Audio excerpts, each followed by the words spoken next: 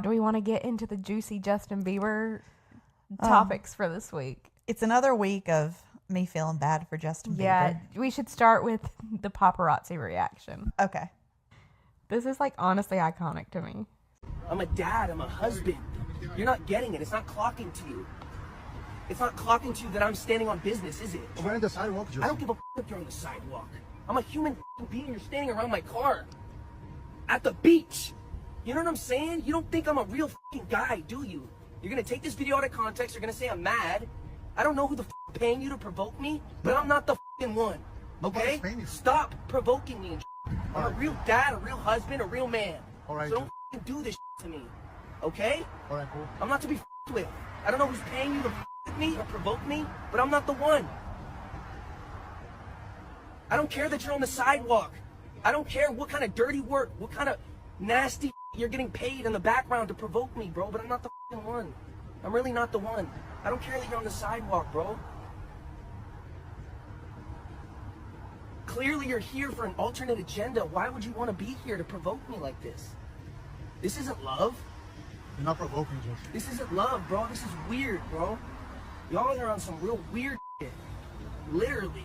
All right, have a good night, Justin. Okay, then go then have a good night somewhere else, man, for real. All right, Because cool. I'm not going to stand around here and let this happen. No sir. No way. No how. All right, cool. This is the beach. You guys People have get that to room, be too. at the beach. They do.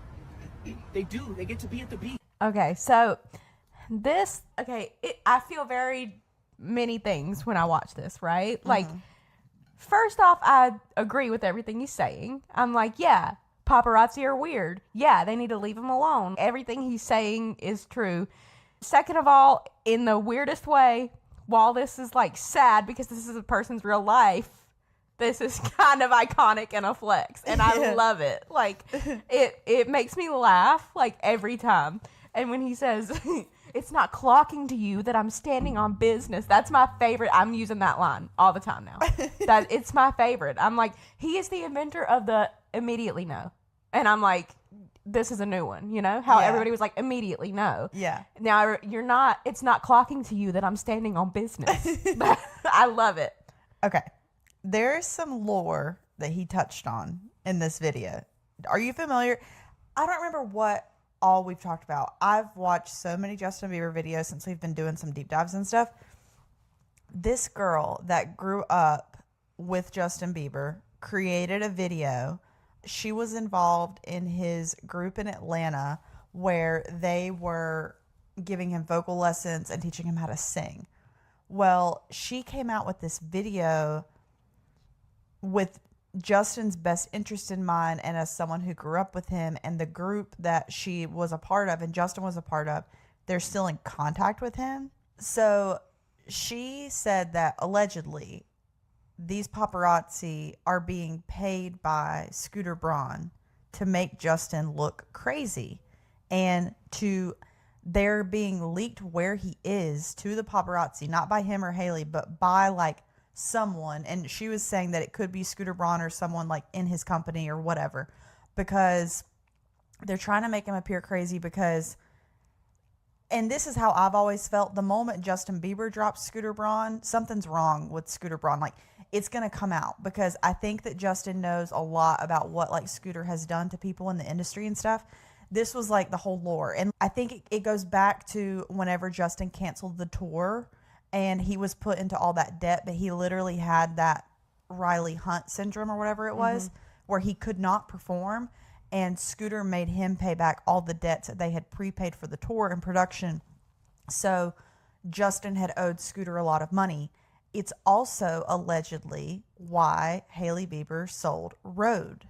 Because Scooter was an investor in Rode and they want no association with him. Obviously, she did it for the check.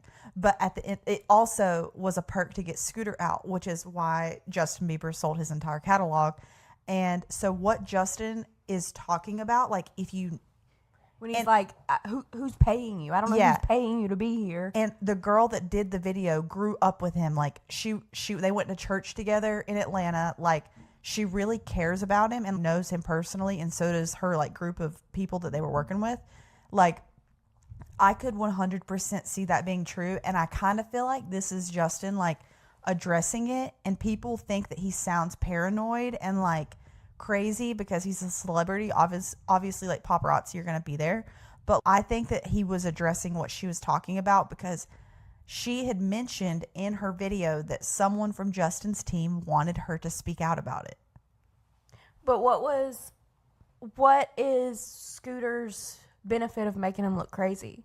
I think it's because he knows so much about Scooter's past and like his behind the scenes and how he is. So if he does speak out about something, people will be like, oh, there's Justin Bieber who's crazy. Yeah. Saying something. And I think that Justin could really destroy Scooter Braun if he spoke out. He was Scooter's claim to fame. Yeah.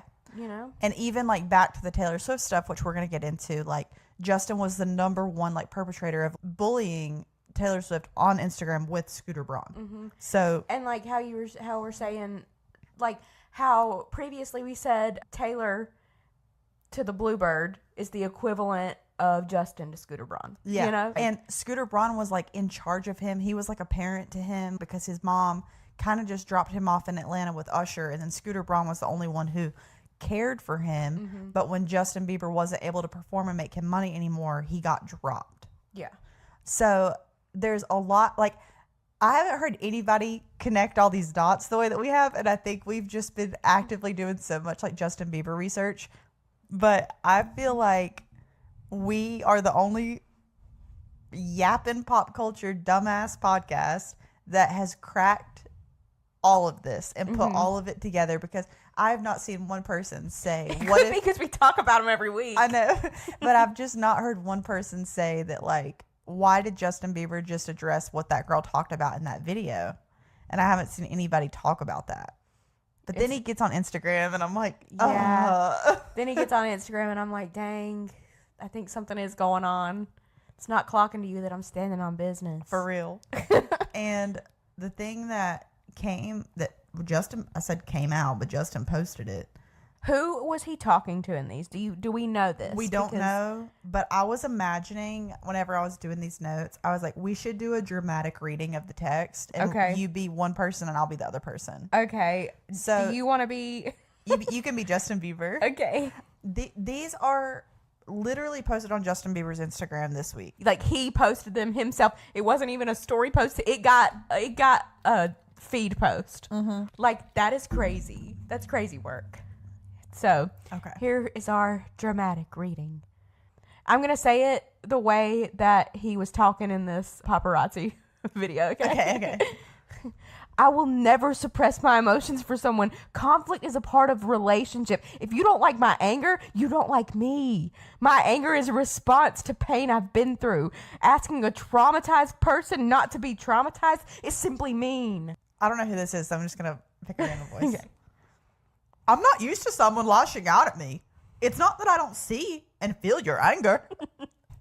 Ouch. This friendship is over. I will never accept a man calling my anger lashing out. I enjoyed our short-lived relationship. I wasn't kidding when I told you I didn't need you as a friend.